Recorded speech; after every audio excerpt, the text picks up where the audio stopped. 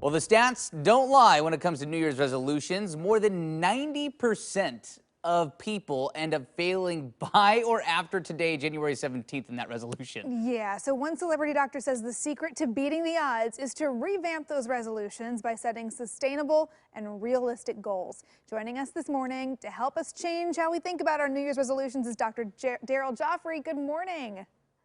Good morning and Happy New Year to you guys. Happy Thank you. New Happy New Year. Year. Yeah, Thank it's you. crazy to look at it and see, we're about 2 weeks in and the resolutions, they kind of drop off. Fizzle out. Yeah, so what do we do here?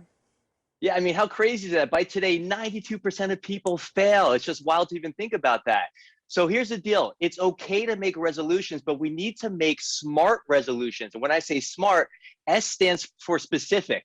So no longer it's not good enough just to say, I want to lose weight. Okay, you lost a half of a pound. No, like we need to define what that means to you. What is your desired outcome? I want to lose 10 pounds by April 1st, and this is exactly how I'm going to do it. And then what we're going to do is we're going to reverse engineer that. But your goals also need to be measured. I always say what you inspect, you respect, and you want to hit your goal, right? So it's okay to have a bullseye, but when we're playing darts, we want to land on that dartboard. And most important, we need to have a time-driven goal, because a goal without a timeline is only a wish. That is something I love that. I've heard that before, and I think it makes so much sense that if Yeah. you don't have that plan, you don't have that timeline, you're just not going to hold yourself to it. Then it just becomes wishful thinking for sure. Well, what else do you have to think about when trying to hang on to these goals? I think you really have to think about, why you're doing it. Don't Yeah. forget the reason behind it. I think this is the most important thing that we have to talk about when you're trying to do anything in life, especially a health goal. I always say if your why is big enough, your how will find a way. I think the pandemic is a perfect example of this. We have to really step up our game and come up with a deeper goal. It's okay to say I want to lose weight, but that's what we call a superficial goal. I'm talking about a goal that moves you down to your very soul, something that is so compelling that when adversity shows itself, it's not going to derail you. So I challenge everybody, spend 5 minutes after you hear this. What is your goal? And make it something that's going to really move you. When you do that, I promise you, you're going to crush your goals in the new year.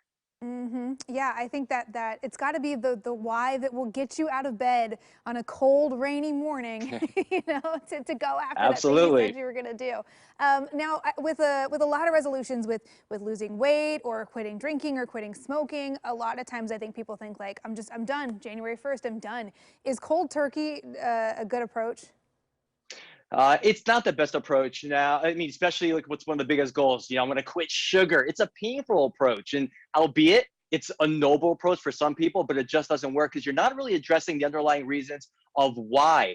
So my mantra is it's not deprivation, it's moderation, right? We got to find our balance. And I think this is why 92% of people literally fail as of this date.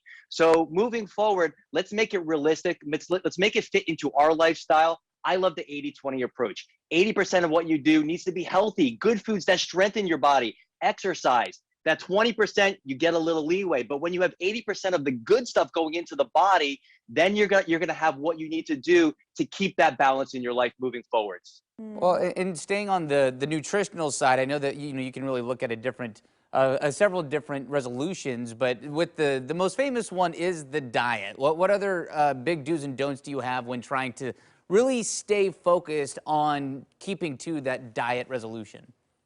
Well, number one, let's ditch the diet approach because diets don't work. In fact, what's the first 3 letters of the word diet, right? So we Gloom want and to ditch. doom. Yeah, it is. And again, this is a lifestyle. So let's focus on adding, not taking away. Let's focus on adding more foods that strengthen your body, that energize your body, that detoxify your body. Things like avocados, which is God's butter, green juices, the core of what I call a strength-eating diet.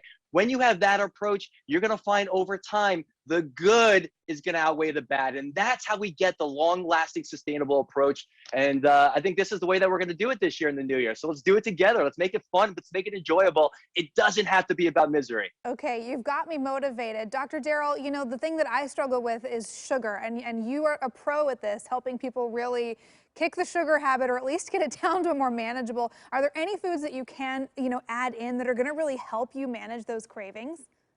100%. When you crave sugar, which look, I was addicted to sugar for many, many years. you have a mineral deficiency, and that main mineral is magnesium. So we want to focus on foods rich in magnesium, and those are your leafy greens, things like spinach, kale, watercress, other greens like broccoli, avocados too. Those are all high in minerals. Green juices, green smoothies, green soups. Add more of those, and I'm telling you, you're going to see those cravings disappear.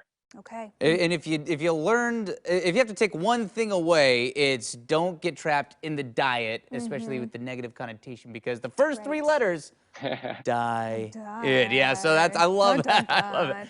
I am going to go have a kale salad for lunch now. There you go. See, nice I and love it. motivated. Nice and motivated. Dr. Daryl I love Gioffre, it. really appreciate your time this morning. Thank you for joining us and helping us stick to those resolutions. It's too early in the year. You can't give up now. It's a pleasure. Thank you, guys. Appreciate it. And for more advice on achieving those weight loss goals, check out his books, Get Off Your Acid and Get Off Your Sugar. You can get them wherever you buy your favorite books.